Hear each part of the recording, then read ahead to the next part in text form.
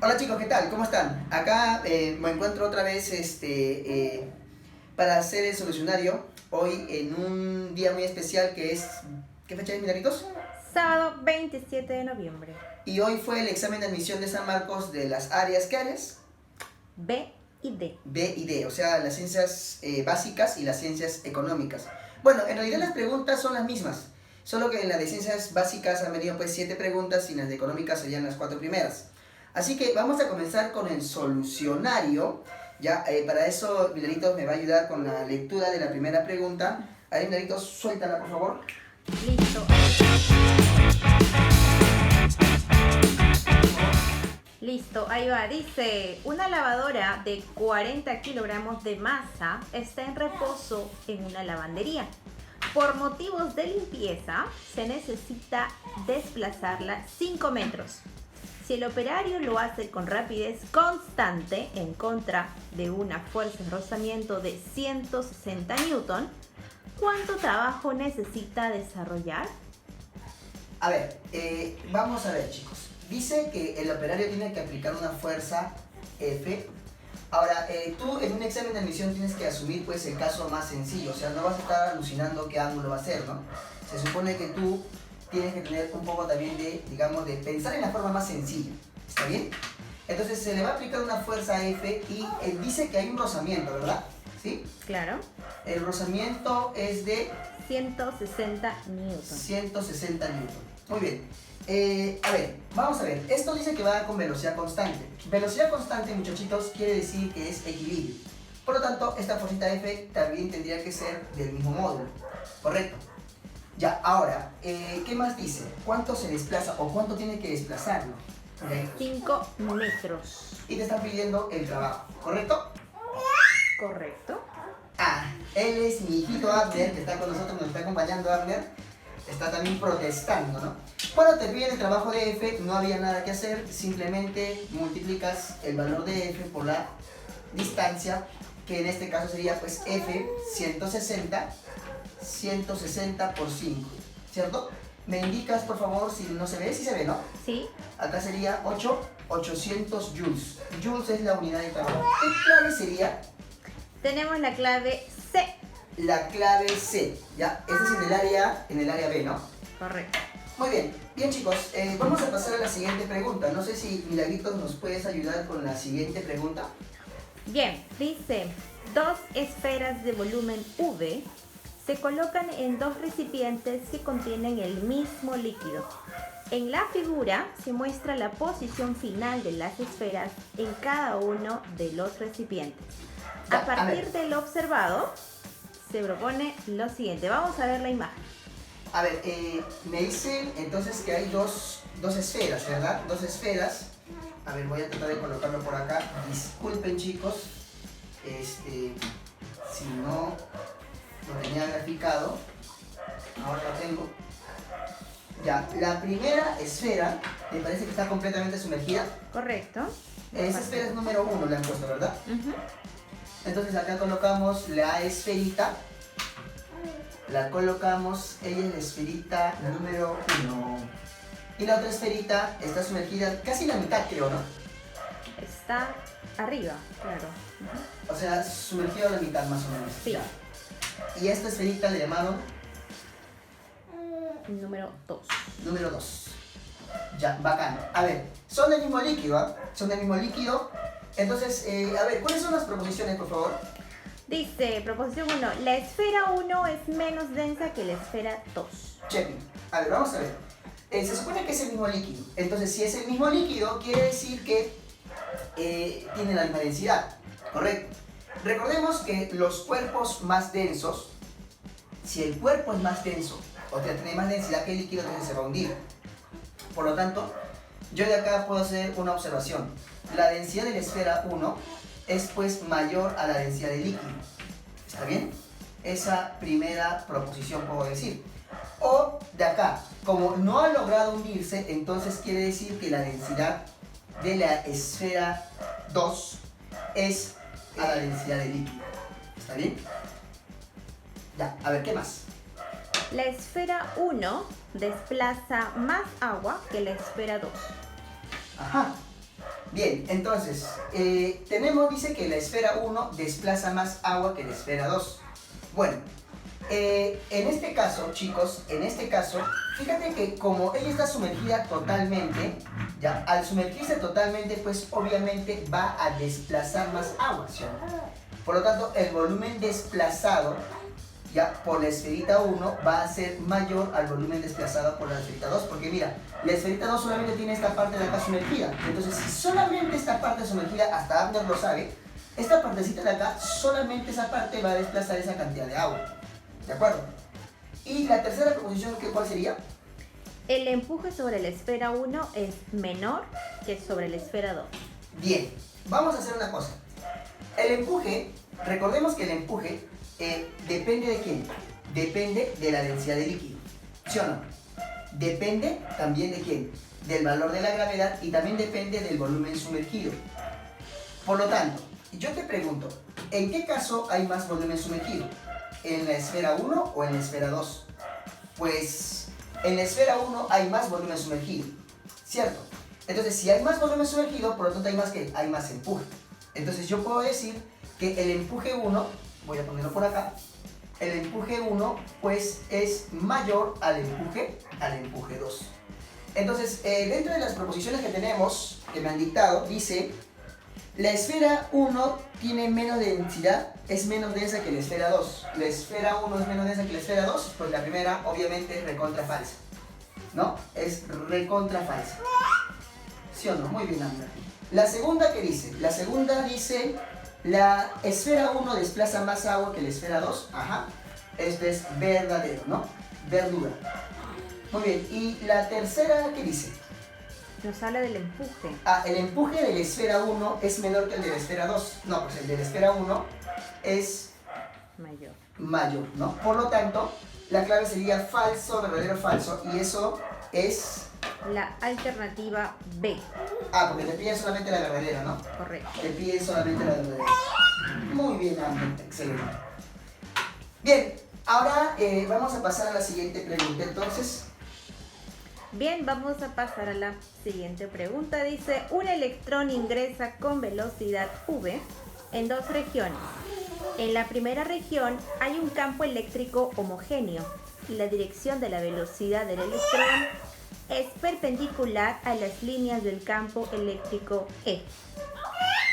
En la segunda región hay un campo magnético y el electrón ingresa perpendicularmente a la dirección de las líneas de la inducción del campo magnético B. Y ahí vamos a observar las figuras. Bien, yo puedo observar, a ver, en el primer caso tenemos que el campo eléctrico es hacia la derecha. Muy bien. Ya, el campo eléctrico es hacia la derecha. Es un campo eléctrico homogéneo, ¿no? Y mira, y acá hay un electrón que está ingresando, ¿no? ¿Te das cuenta? Hasta el electrón ingresa, ¿no? Por si acaso, chicos, el electrón, ¿qué signo tiene? ¿Alguien lo recuerda? Negativo, ¿ya? Negativo. Ya. Ahora, él tiene una velocidad v. Listo, perpendicular al campo. Ya. Ahora, ¿qué va a pasar acá? Resulta que la masa de un electrón es muy chiquititita, ¿ya? Entonces, como es una masa muy chiquititita, no se va a considerar, o sea, no vamos a considerar la masa. Mira, vamos a considerar solamente la fuerza que ejerce, pues, el campo eléctrico. Entonces, el campo eléctrico va a arrastrar al electrón, como este es negativo, lo va a arrastrar con una fuerza hacia la izquierda, ¿cierto? Una fuerza hacia la izquierda. Esta fuerza se va a calcular, pues, como E por el valor de la carga elemental, es decir, la carga del electrón. Como esta fuerza en todo momento, o sea, cuando lo va arrastrando, en todo momento va a hacer que al momento de desplazarse, esta fuerza siempre va a ser constante. Es decir, siempre la fuerza tendrá que ir en este sentido. La fuerza siempre tendrá que ser el valor del campo por el valor de la carga elemental. ¿Correcto? Muy bien. Entonces, si esta fuerza es constante, va a producir una aceleración constante. Y si la aceleración es constante, escúchame bien, si la aceleración es constante, entonces movimiento bidimensional de aceleración constante se llama movimiento parabólico. ¿De acuerdo? Movimiento parabólico. O sea, quiere decir que la trayectoria acá será una parábola. Luego, en la siguiente gráfica, puedo observar que acá le ponen aspa. Esta aspa, ¿a mí qué me está indicando? Me está indicando que algo está entrando. ¿Cómo así, profesor? Explíquese. Lo que pasa es que acá dice que está entrando el campo magnético, ¿ya? Está entrando el campo magnético. Muy bien. A ver, chiquitín. Entonces, si acá tenemos un campo magnético, acá tenemos un electrón, ¿sí o no? Este electrón es negativo, ¿cierto? Ya, ahora, el electrón también tiene su velocidad, ¿verdad? Este electrón block, muy bien. Perfecto. Para este caso, ¿cómo se grafica la fuerza magnética? Pues tiene que utilizar la palma de la mano derecha. Quiere decir que los 4 dedos van a ir con el campo y el pulgar irá con la velocidad. Aparentemente nosotros estamos acostumbrados a que la fuerza siempre salga de la palma, pero si se trata de un electrón es negativo, entonces la fuerza entraría a la palma. Y si la fuerza no entra a la palma, entonces esta fuerza magnética tendría que ir para allá. Uno puede decir, uy profesor, qué bacán, o sea, va a salir lo mismo, también una parábola. Nada. ¿Por qué? Porque resulta que en este momento, cuando el electrón se esté desplazando, recordemos que la velocidad es tangente a la trayectoria. Como la velocidad es tangente a la trayectoria, entonces ahora cuando tú utilices tu palma, ¿qué va a pasar? Claro, pues que ahora tu fuerza tendrá que ir de esta manera. ¿Sí o no? Ah, ya. Entonces si la fuerza va de esta manera, como en todo momento es perpendicular la fuerza con la velocidad, lógicamente se van a encontrar en un punto y ese vendría a ser ¿qué? El centro de una ¿qué? De una circunferencia. O sea, acá tendríamos lo que es un movimiento ¿qué? Un movimiento circular. O sea, la respuesta era que la primera trayectoria es una parábola y la segunda es una circunferencia, ¿verdad? O sea, la alternativa ¿cuál sería? B. Parabólica y circular. Perfecto. Muy bien. ¿Se entendió? Disculpen. Sí se entendió. Ya, a ver, pasemos entonces a la siguiente pregunta. Bien, dice, en el combate de 2 de mayo se usó un cañón Blackley de 500 libras, denominado el cañón del pueblo. Esta arma tiene una masa de 14 toneladas y, como dice su denominación, puede disparar proyectiles de 500 libras, que es aproximadamente 227 kilogramos de masa, a una rapidez inicial de 120 metros por segundo. Te piden hallar la rapidez de retroceso del cañón. Bien. No hay volumen.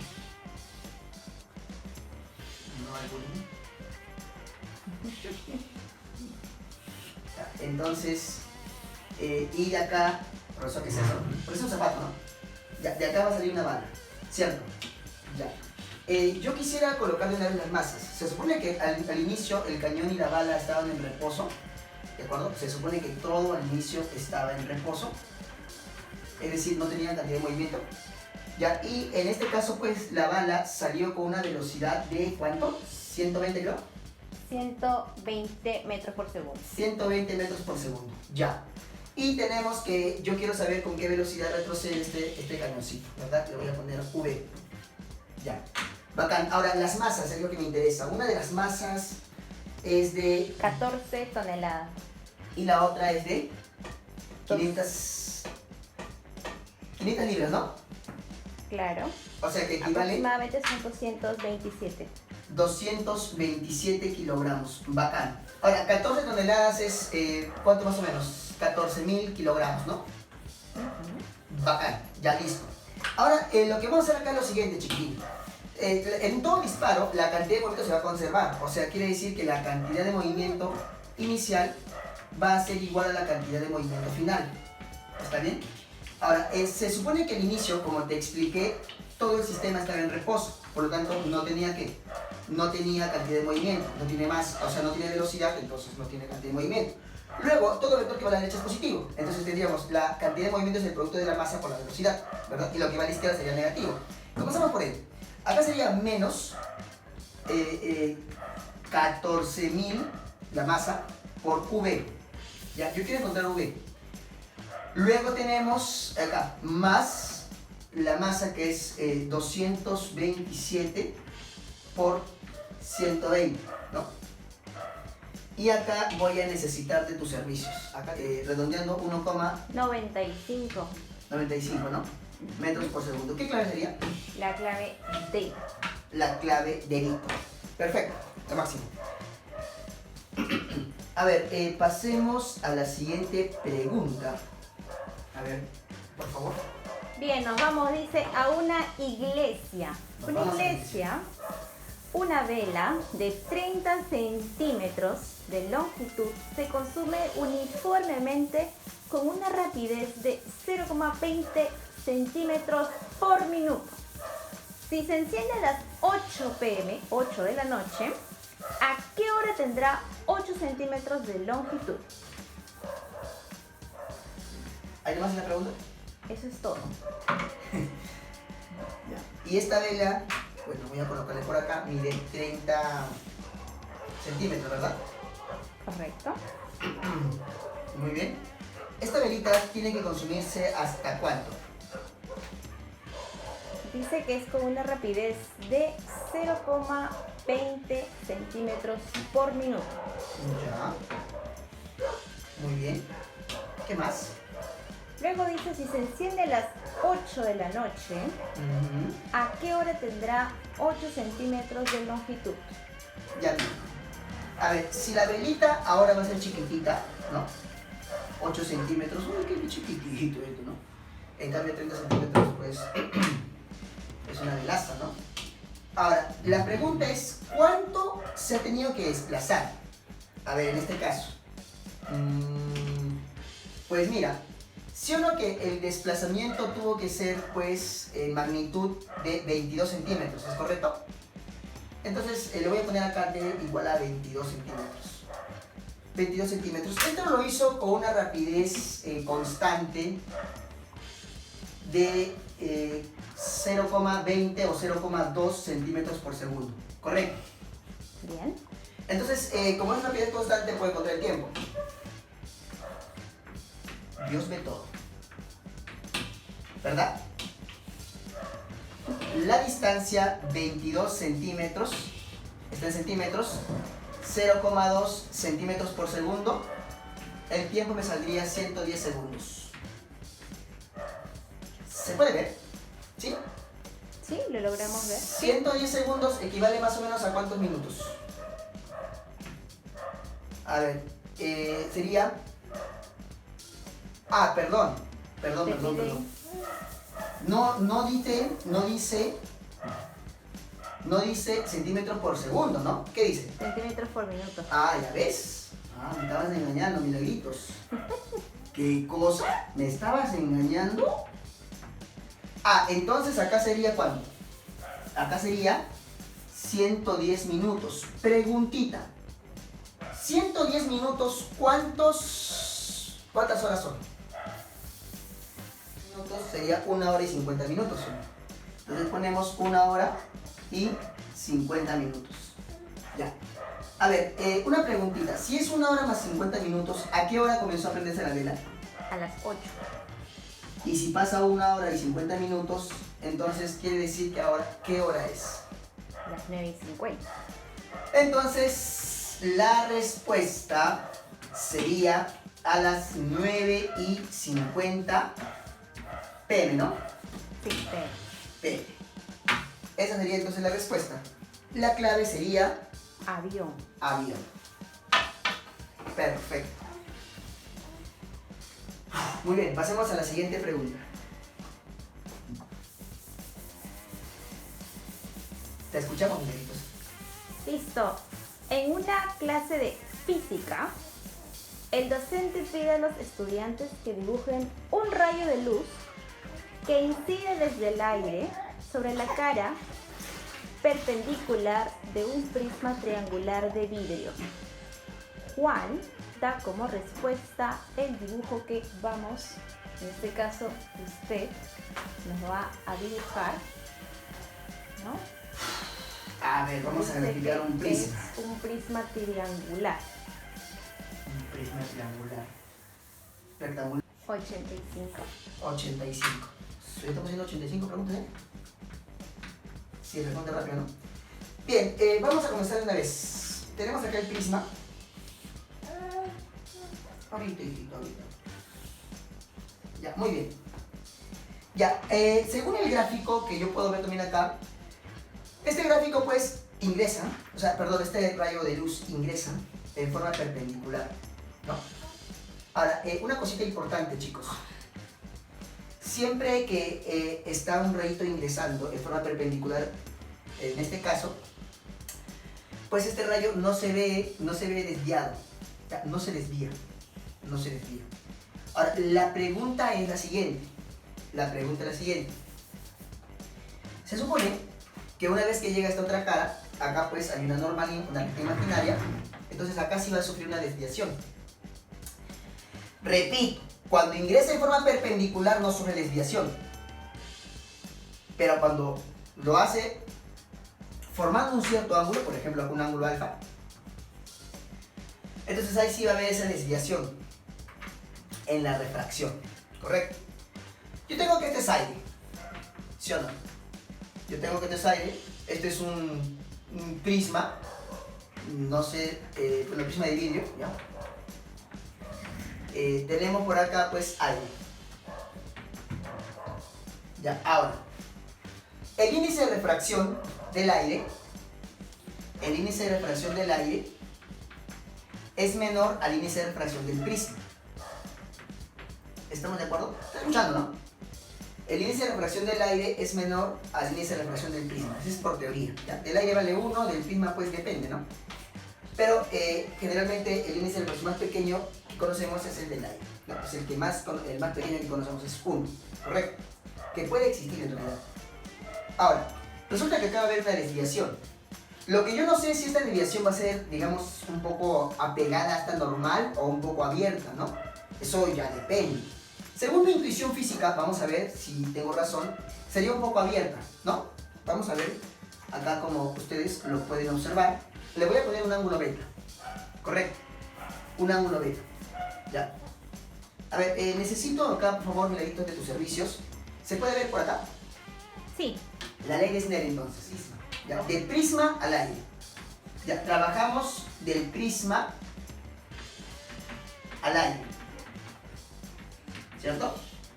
Entonces acá sería el índice del prisma, que le voy a poner P, ya, el índice del prisma, ya, por el seno de alfa es al índice del aire por el seno de beta, ya, por la Snell.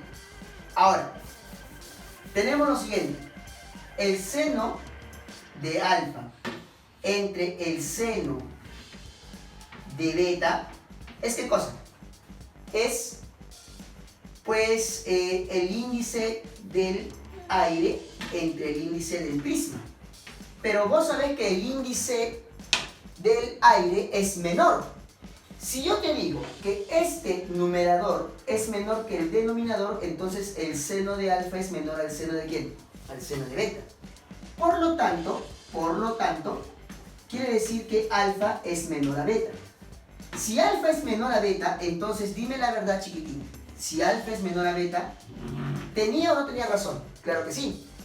Porque quiere decir que beta entonces tiene que ser más grande.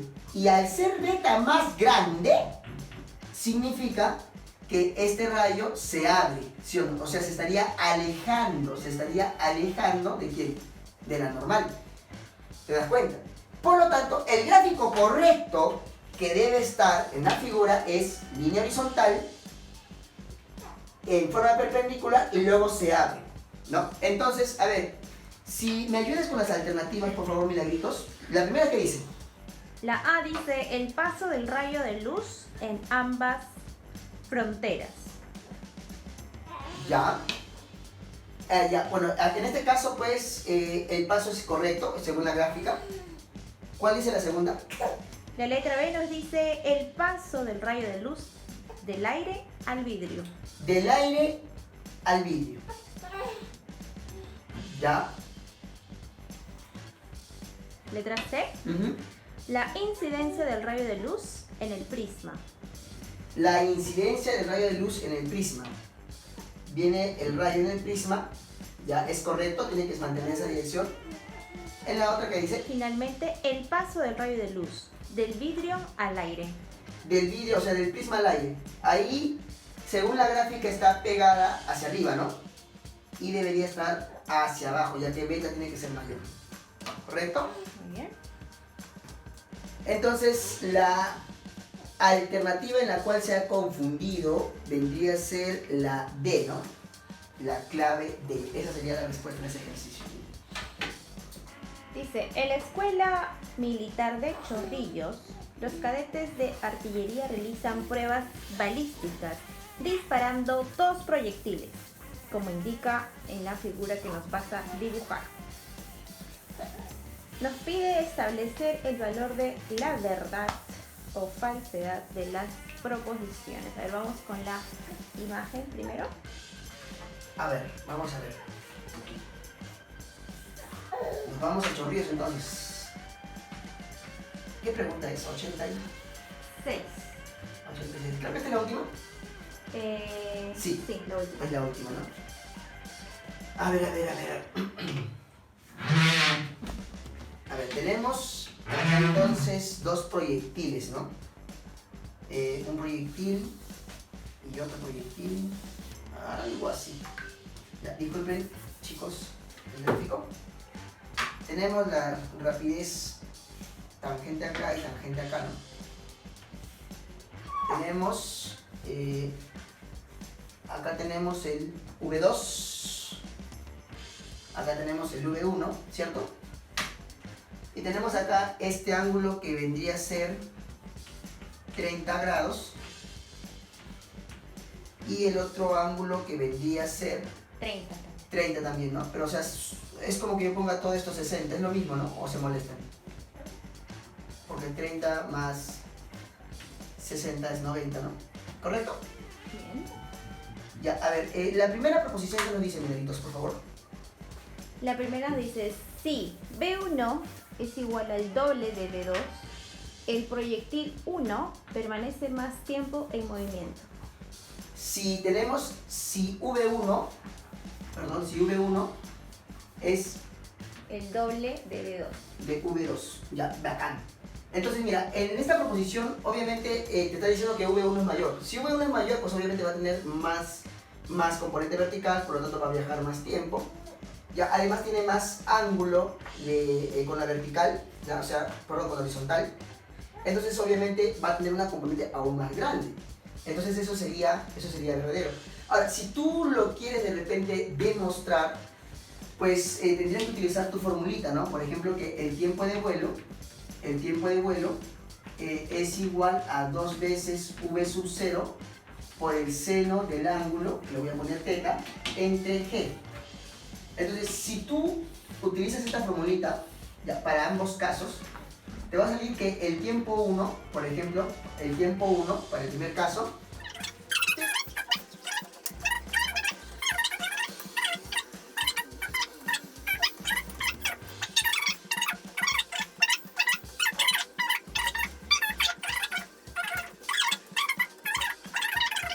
tiempo 1 es mayor que el tiempo 2. Entonces, esa proposición justo sería verdadera o falsa. ¿Cómo se llama, amigos? Verdadero. Verdadero. Bacán. Muy bien, entonces colocamos acá esa proposición verdadera. Si B1 es igual a V2 sobre 2 y además H1, H2 son las alturas máximas que alcanzan, entonces H1 es igual a 16 sobre 9 por H2. Bueno, en este caso me están diciendo que V1 tiene que ser V2 medio, ¿no? V2 sobre 2. Bueno, ahora en este caso, ¿qué podría aplicar yo? Bueno, ustedes pueden acá utilizar, por ejemplo, esta para la altura máxima. Recordemos que la altura máxima la puedes encontrar como v sub 0 al cuadrado por el seno de que forma con la horizontal elevado al cuadrado entre 2 veces el valor de la gravedad. Reemplazamos. Vamos a tratar de hacerlo mentalmente, ¿ya?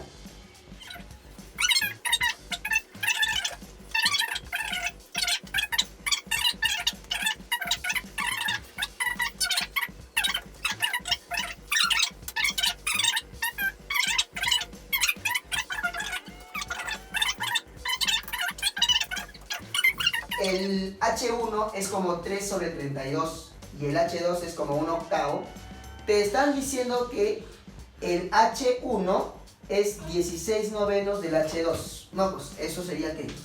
Eso sería recontra falso, ¿no? Por lo tanto, esa proposición sería también falsa. ¿De acuerdo? Y la última proposición, ¿qué nos dice? Si V1 es igual a V2, los dos proyectiles logran el mismo alcance.